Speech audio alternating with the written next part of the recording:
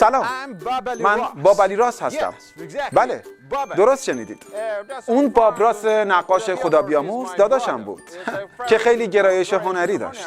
من باب علیشون هستم. یکم هم گرایش ولایی دارم. امروز هوا خیلی خوبه.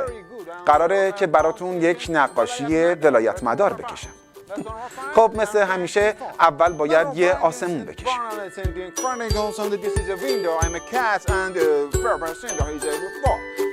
قلمو اینطوری میزنیم توی رنگ آبی.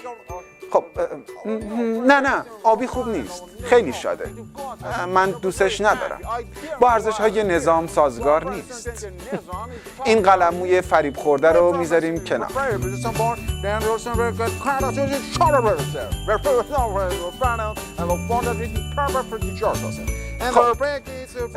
بریم سراغ آسمونه. یه قلموی تازه برمیدارم، این دفعه رنگ سیاه برمیدارم. بله سیاه، آسمون سیاهش قشنگه. حالا زیر این آسمون ولایت مدار دوران پسا انتخابات رو باید بکشیم.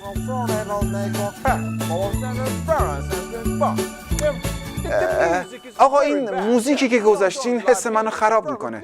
یه چیزی بذارید که با حال و هوای ولایی حاکم بر این اثر هنری همخون باشه.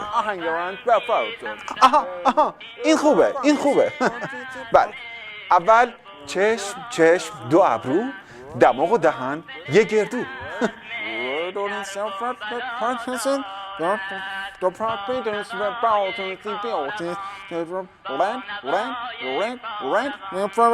حالا یکم ریش هم میذاریم براش.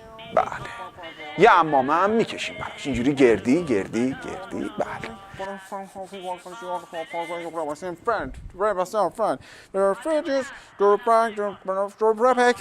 یه ریش بنفش خیلی بهش میاد.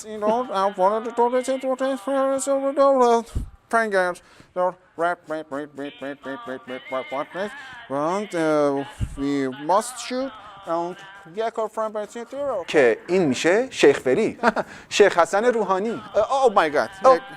ببخشید، یه کله بزرگ باید اون بالا میکشیدم که یادمون رفت. خب به اجازه بدید. چوب شکمبه عظما چقدر قشنگه. حالا بذار 2 تا گوش ریشش نشه فراموش.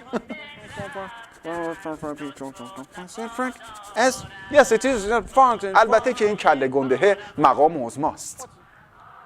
چی؟ چی میگی؟ سپاه رفته تحریم شد؟ سپاه تحریم شده؟ مثل که خبر تحریم سپاه رو بهشون رسوندن. ایشون احساساتی شدن و دارن رنگ قهوه‌ای رو میپاشن تو صورت عظما. بله، به این صورت هستش که سبک کوبیسم در این نقطه شکل میگیره و آقا رنگ رجنی رو هم دارن میزنن تو صورت شیخ فری. بله، این وضعیت آمپر بسیجی‌ها و دلپاوسا رو بالا میبره و سبک آمپرسیونیسم رو به نمایش میگذاره. بله، از اونجا که روحانی در جریان برجام به مقام عظما سور زده، سورئالیسم هم مثل که به این اثر اضافه میشه. بله، و به این ترتیب این میشه یک اثر ماندگار از نظام جمهوری اسلامی. تا برنامه بعدی، خدا نگهدار.